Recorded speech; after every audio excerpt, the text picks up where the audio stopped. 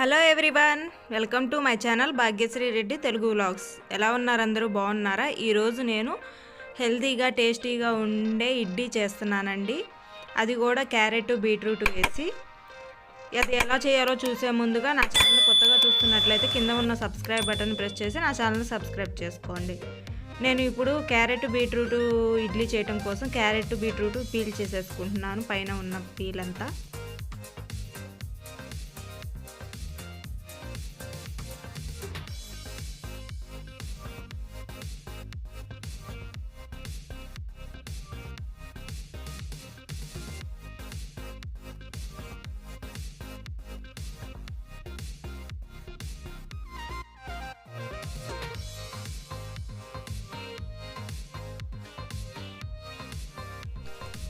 ఇట్లా రెండు పీల్ చేసేసుకున్న తర్వాత వాటిని చిన్న చిన్న పీసెస్ లాగా కట్ చేసుకోవాలి.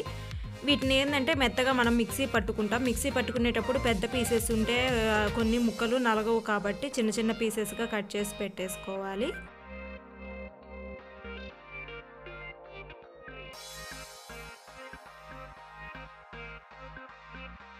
బీట్రూట్ని కూడా అలాగే చిన్న చిన్న పీసెస్గా కట్ చేసి పెట్టుకుంటున్నాను. ఇట్లా కట్ చేసుకున్న వాటిని ముందుగా మిక్సీ పట్టుకోవాలి. ముందుగా నేను ఫస్ట్ క్యారెట్ వేసి మిక్సీ పట్టుకుంటున్నాను. ఇట్లా కట్ చేసిన క్యారెట్ ముక్కలు వేసి కొంచెం వాటర్ పోసి మెత్తటి పేస్ట్లా కట్ చేసుకోవాలి. ఇట్లా చూపిస్తున్నట్లుగా మెత్తగా పేస్ట్ చేసుకోవాలి. అట్లాగే క్యారెట్ వేసుకున్న తర్వాత అదే మిక్సీ జార్లో బీట్రూట్ కూడా వేసి పేస్ట్ లాగా చేసుకున్నాను. ఇప్పుడు నేను ఇడ్లీ పిండిని రెండు పార్టీషన్స్గా రెండు గిన్నెల్లో సపరేట్గా చేసుకున్నాను. ఒక గిన్నెలో అయితే క్యారెట్ పేస్ట్ ఉంది కదా, అది వేసి కలిపేసుకుంటున్నాను. ఆల్రెడీ నేను ఇడ్లీ పిండిలో సాల్ట్ వేసుకున్నా కాబట్టి నేను వేసుకోవట్లేదు. వేసుకోలేని వాళ్ళు ఇప్పుడు సాల్ట్ వేసుకొని కలుపుకోవచ్చు.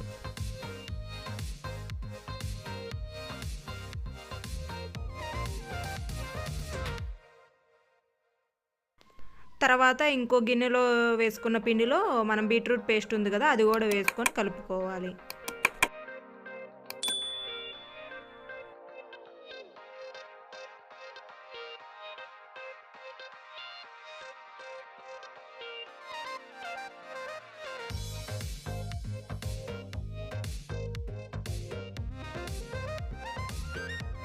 ఇట్లా కలిపేసుకున్న వాటిలో నేను ఒక ప్లేట్లో క్యారెట్ కలుపుకున్న ఇడ్లీ పిండిని వేసుకుంటున్నాను.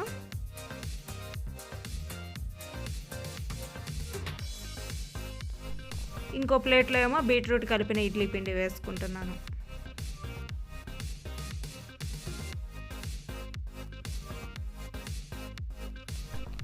ఇంకొక ప్లేట్ అయితే రెండు కలిపి అవి రెండు ఇవి రెండు కలిపి వేసుకుంటున్నాను.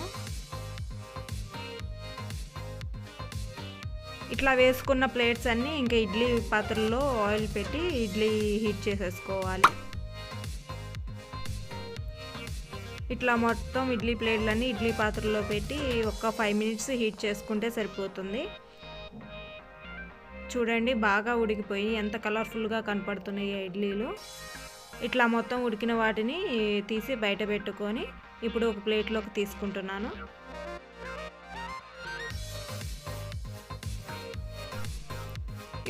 ఈ రెండు కలర్సే కాదండి, ప్లెయిన్గా వైట్ కూడా ఒక ప్లేట్ వేశాను. ఎందుకంటే 3 కలర్స్ కొంచెం కలర్ఫుల్గా ఉంటాయని చెప్పి అట్లా మొత్తం 3 కలర్స్ లాగా వేశాను.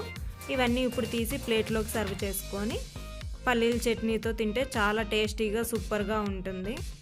ఇట్లా కలర్ఫుల్గా ఉంటే పిల్లలు కూడా పేచీ పెట్టకుండా తినేస్తారండి.